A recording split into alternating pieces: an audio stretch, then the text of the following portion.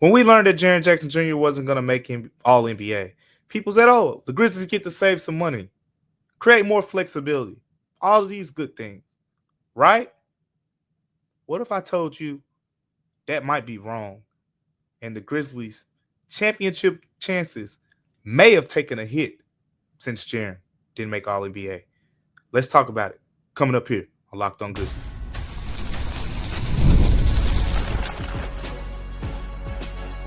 You are Locked On Grizzlies, your daily Memphis Grizzlies podcast, part of the Locked On Podcast Network, your team every day. What's going on, everyone, and welcome back to Locked On Grizzlies. I'm your host today, Damichael Cole, beat writer for the Commercial Appeal right here in Memphis, Tennessee. Thanking you guys for tuning in to Locked On Grizzlies with me each and every day. Thank you for making Locked On Grizzlies your first listen every day, part of the Locked On Podcast Network, your team every day. Today's episode is brought to you by FanDuel. Right now, new customers can get $200 in bonus bets when your first $5 bets wins. So it's very simple. So go take advantage of that over now at FanDuel. Today's episode is going to be an interesting one. We've been talking about Jaren Jackson Jr. and, the whole contract situation since it went down. I believe it was last Friday when we learned of the news, and then Monday we talked about it on the show. I think we talked about it a little bit on Tuesday as well. But there's one little loophole that I think I've mentioned and we've touched on a little bit, but it deserves extra attention because I'm sure some people are aware of this, but when you talk about these little salary cap loopholes and things like that, there's a lot that people are still learning. So we're going to break it down. We're going to break it down to the full extent in this segment, and then we're going to play the next two segments off of that about what it means for the Grizzlies. Because the way that I presented the information to you in the opening was, you remember when we were having this whole talk about Jaren Jackson Jr., if he makes all NBA, the Grizzlies are going to have to pay him all this money, and they're going to be a tax team and all of that stuff, right? But then people see, renegotiation, or, he doesn't make all NBA. They save a bunch of money. You don't have to worry about being a first apron team or second apron or whatever the case may be. But it's really deeper than that. It's a lot deeper than that. So when you talk about the renegotiation, which we talked about a lot, that's likely the route that the Grizzlies are going to have to go. For those who haven't been listening, a shout out to the everydayers, because the everydayers already know what I'm about to say as we break down what the renegotiation kind of loophole is in terms of how the Grizzlies can give Jaren Jackson Jr. more money this offseason. It's basically essentially moving some money around. We talked about potentially renouncing the rights to certain players with cap holds right now who are going to be free agents. Marvin Bagley, Luke Kennard come to mind. Those are two very large cap holds that the Grizzlies currently have. You renounce the rights to those two players. That'll put you in a position to get close to under the salary cap. And then renouncing the right to a guy like Lamar Stevens as well, the Grizzlies can eventually be under the salary cap, which would allow them to pay Jaren Jackson Jr. more money this upcoming season when he's scheduled to make $23.4 million. They could boost that number up by using their salary cap space. That's the only way that they can do it. You can't boost this number up without having salary cap space available. So essentially, you use the renegotiation loophole by getting under the salary cap. And if you get under the salary cap, you boost it up. Voila, Jaren gets more money, not only this upcoming season, but now you can extend him off of that for additional 3 years. And you got a much bigger contract, potentially, where in total money, you're talking 4 years, way more than 146, which is the max right now. So I think that's kind of, been the general consensus of how this situation is probably going to work out. And that's kind of my guess at this point. I think that Jaren eventually signs with the Grizzlies this offseason, and the Grizzlies re-sign him by renegotiating his contract and extending him off of that. Again, it's something we've seen in NBA before. If you want to go look up some previous examples, Domantas Sabonis, when he signed his last contract with the Kings, that's one. Lauri Markkanen, when he signed his last contract with the Jazz. Jonathan Isaac, when he signed with the Orlando Magic. All examples of players who recently renegotiated their contracts and signed extensions off of that allowed them to get more money than they previously were capped at, like the situation with Jaren Jackson Jr. Now, with all that being said, let's get into what I'm talking about here, because I haven't said it yet. And people are all right, Mike, we're 5 minutes into the show and you still haven't said what this quote unquote loophole is. Well, you know how I've been talking about the Grizzlies have this asset, right? This $14 million mid-level exception. If the Grizzlies go the renegotiation route, if they renegotiate Jaren Jackson Jr.'s contract, if they get under the salary cap, they no longer have access to the standard non-taxpayer MLE. The $14 million mid-level exception goes out the window. They will have access, however, in that case, to the room mid-level exception. That's expected to be roughly around $9 million. Now let's get into the weeds and the differences between these things before we kind of go a little bit further. But with the standard MLE, the one that the Grizzlies right now, as their roster is currently projected, they're over the salary cap team. The teams who will have access to the $14 million mid-level exception, which is one of the best assets to have at this point. It's basically teams who are over the cap, but they haven't dipped below the cap to use room, and they also are below the first apron. So teams that are below the first apron, but they haven't dipped into their cap space to use room. We're talking about the Grizzlies. If they renegotiate Jaren Jackson Jr.'s contract, the only way that they can do that is to dip back into their cap space, which brings us to the room mid-level exception. The room mid-level exception expected to be roughly around $9 million. It's for teams that go under the cap and use their space. With the standard MLE, you can sign a player for up to 4 years. With the room MLE, you can sign a player up to 3 years. Doesn't really sound like a big difference, but trust me, it is one. We're going to get into some examples and the salary numbers in this next segment. So make sure you follow along for that. But let's continue this talk about this mid-level exceptions, because you're going to have the taxpayer MLE as well, which the Grizzlies don't have to worry about that. So we're not going to talk about the taxpayer MLE.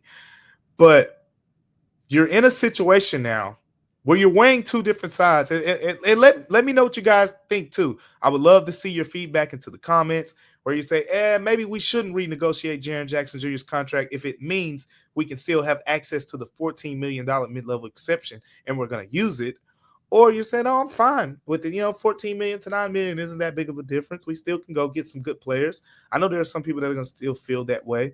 But you talk about being in that elusive company to have that $14 million mid-level exception, what we're talking about right now, probably roughly a third of the league is going to have. You're going to put yourself in a really good position to get some really quality free agents. We're going to go through some names here later in the show. But when you go down to the room MLE, then now you're lessening the playing field. And we're talking about the Grizzlies being in a situation now where I feel like they need to get a player or two that can really be impactful French starters, guys who can we've mentioned some names like Nickeil Alexander-Walker. I know Joe's talked about Naz Reid as well. Those French type starters who can come in a pinch and be really impactful players who can play big minutes for them. Those are the type of guys that you're going to need alongside of a Ja Morant, Desmond Bane, Jaren Jackson Jr., as well as Jalen Wells and Zach Edey. So just wanted to point that out in the first segment. Now we're going to play off of that. The standard MLE right now, if the Grizzlies stay above the cap, if they say, hey, Jaren, we're going to offer you 4 years, 146, take it or leave it, or we'll see you next offseason, they can use the standard MLE. If they say, look, we got to get Jaren under contract, which I'm saying is still my preferred route. I just want to throw the options out there. I want people to understand what the good and the downside, so to speak, of the idea of renegotiating the contract.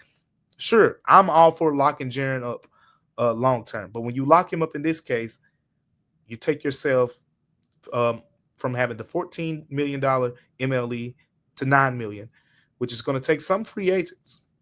potentially out of the running, and some pretty good ones at that. So I wanted to make sure that we got that out the way, that we discussed that in the first segment. Let me know what you guys think. Do you say, oh, okay, we still got to resign Jaren, it doesn't really matter, or you say, maybe that shifts things for me a little bit. Let me know what you guys think here. But coming up next on Locked On Grizzlies, we're gonna adjust the free agent poll a little bit based on that idea, because we've said some names and whatnot, but I think some of those names um may not be as easy to get with just the room MLE. So we're going to talk about that coming up here on Locked On Grizzlies. But before we get to that, today's episode of Locked On Grizzlies is brought to you by FanDuel. The NBA playoffs are in full swing, and every night delivers highlight-worthy performances. Have you seen Shai Gilgeous-Alexander? Look, I know that's a sore topic around here, but it's major momentum shifts happening in the playoffs, and it's can't miss moments, especially in that Pacers Knicks series. Whether it's a game-winning shot or a breakout player, there's never been a better time to get in on the action. FanDuel makes it easy to stay in the game before tip-off and live with player props, performance trends, and same-game parlays. Fans have more ways than ever to play smart and win big. So, me personally, I like the same game parlays. I'm going to go out there and I'm going to say, hey, I project this player to score this many points. I like this player to get this many rebounds, this player to get this many assists. Turn it into something nice, and you combine those props, see how the action unfolds. And guess what? If you got a read on who's heating up, you can just back it up with your own personal same game parlay. And make sure you take advantage of all those opportunities. And if you're new to FanDuel, it's the perfect time to sign up right now. Head to FanDuel.com. Place your first $5 bet, and guess what? If it wins, you get $200 in bonus bets. Place your first $5 bet, it wins, you get $200 in bonus bets. Make every moment more with FanDuel, the official sports betting partner of the NBA. Welcome back to Locked On Grizzlies, and now we got to adjust the pool a little bit, right? We're talking about, what if the Grizzlies go get, this guy? What if they go get that guy? I decided to do a little bit of a history lesson as we get into this segment. So we're going to use last year kind of as a guide. Last year's going to guide us. And by last year, I mean some salary numbers, some guys who went for the MLE, some guys who went for numbers that were roughly around the mid-level exception. And let's get into it. So when you talk about guys who went for around the mid-level exception, or basically who were above $9 million per season last season, DeAnthony Melton, he went for the mid-level exception last season for Golden State, and it looked like a good signing until DeAnthony Melton got hurt. So just giving you an idea of the type of players that the Grizzlies would have been able to get with the $14 million mid-level exception. Obi Toppin, Isaiah Joe has a contract roughly in that range. Aaron Wiggins is above $9 million a year as well. Mo Wagner, Royce O'Neal is over $10 million a year, and Chris Paul was signed with the mid-level exception over with the Spurs last season as well. So those are the type of players that, based on last year's market, if the Grizzlies renegotiate the contract with Jaren Jackson Jr., those players would be out of the Grizzlies' price range. Listen to the names I just said: DeAnthony Melton, Obi Toppin, Isaiah Joe, Aaron Wiggins, Mo Wagner, Royce O'Neal, Chris Paul. Not exactly, like a list of all-stars or anything like that, but those are those types of players that we keep talking about. How can the Grizzlies improve vastly along the marches? Guys who perform in the playoffs. We're watching it with Obi Toppin. Right now we've seen Aaron Wiggins and Isaiah Joe both have their moments for the OKC Thunder during this run. Royce O'Neal, we've seen him in the playoffs. Chris Paul, same for him as well. Now, if you say, okay, what are some players who signed for roughly around $9 million last season? Here's some names we're going to throw out there as to give you, this is more for a frame of reference, so to speak. Buddy Hield, he signed a deal that was worth roughly, I want to say $9.4 million or so, but it was a 4-year deal. So remember we said that the Grizzlies, in this case, if they're using Room LLE, they can sign up to 3 years. So Buddy signed a 4-year deal. Luke Kennard. Luke Kennard had a contract 9.25 million for 1 year. And again, we're talking about contracts that are roughly around 9 million. Jalen Smith was around 9 million. Najee Marshall, when he signed with the Dallas Mavericks, same thing, roughly around 9 million. Kyle Anderson signed a contract roughly 3 years, a little bit more than 9 million. Kelly Oubre signing with 76ers, a 2 year deal, rough a little bit more than 8 million. So those are the type of players you're looking at and saying now they are potentially in the Grizzlies' price range. So, with that being said, Nickeil Alexander-Walker he's been my target, right? That's a guy I want to see the Grizzlies go after. I want to see, him potentially suit up for them because he would be a difference maker in Memphis. He would have a larger role in Memphis than he has in Minnesota currently.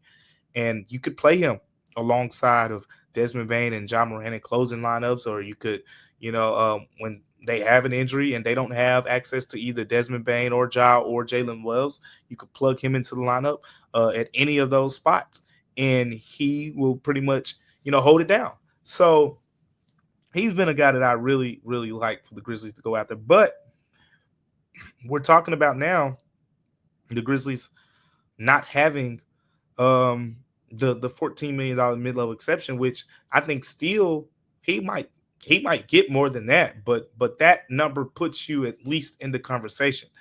9 million doesn't put you in the conversation. So look, I'm just not going to belabor the point here. He's off the table.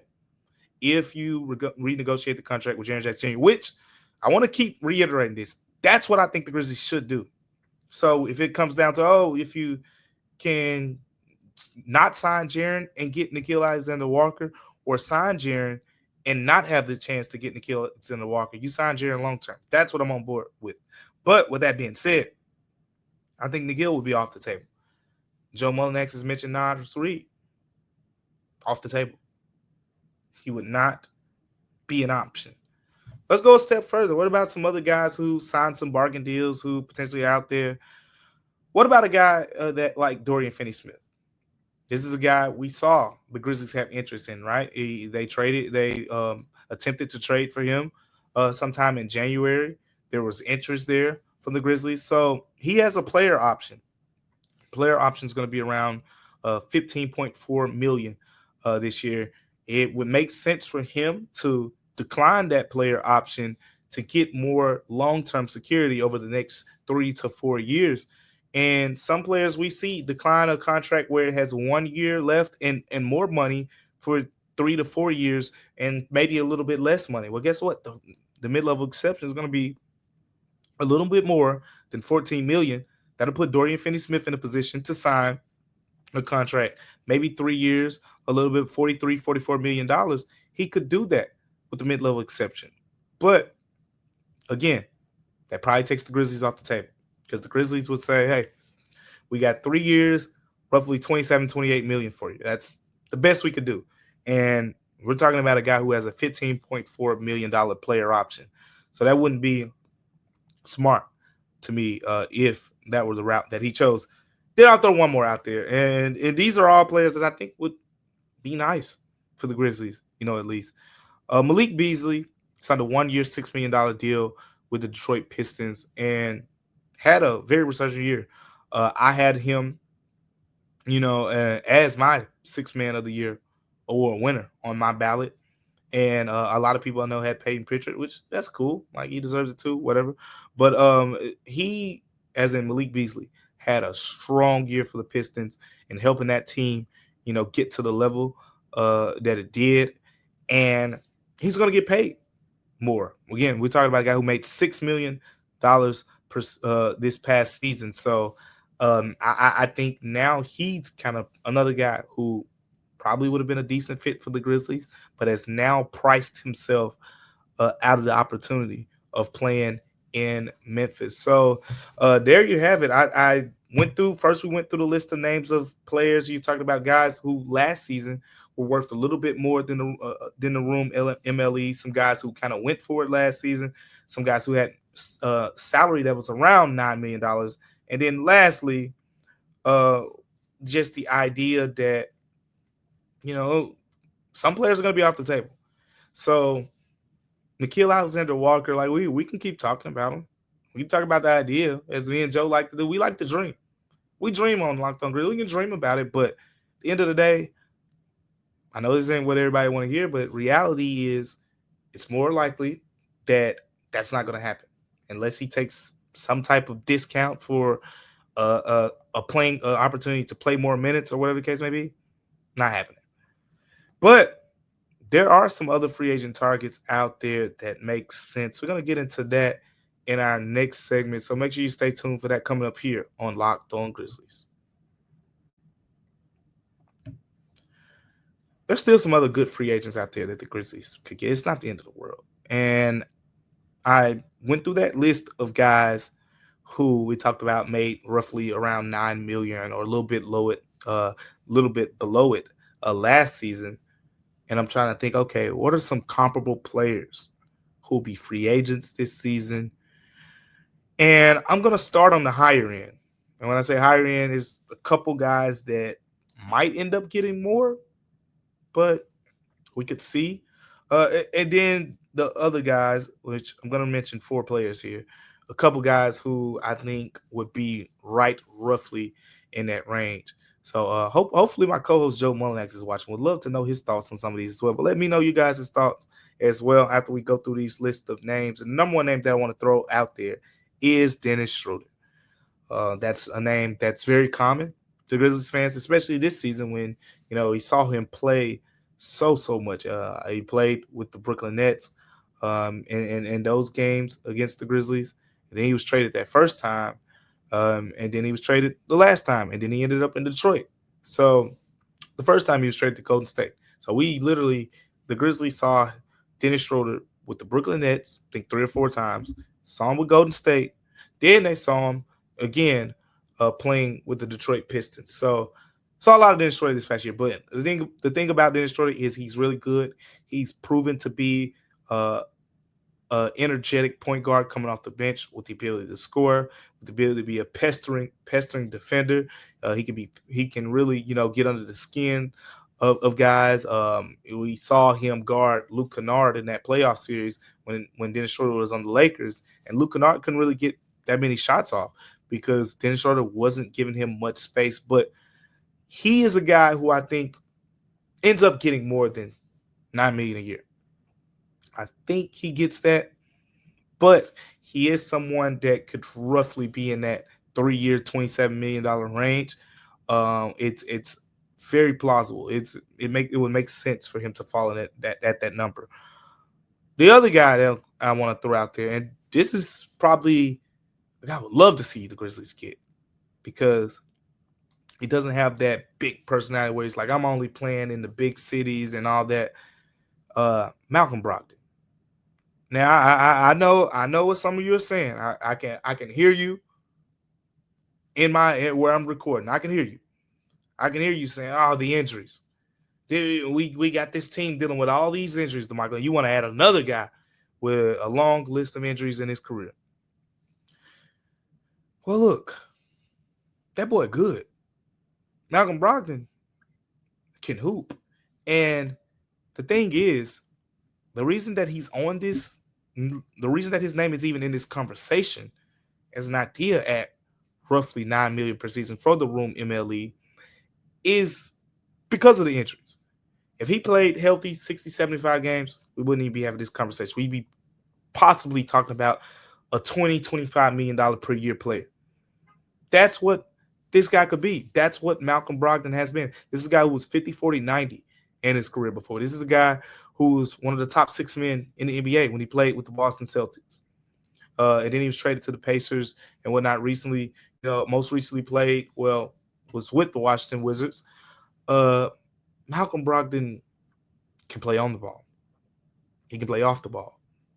He can shoot the three-pointer. He can defend. He's strong. He checks off. I'm just looking at the boxes. He checks off a lot of the boxes. Where you talk about a guy who can play alongside of Dez, a guy who can play alongside of John Morant, a guy who can play with them both, a guy who could play with both of them out of the lineup. Brogdon can do that.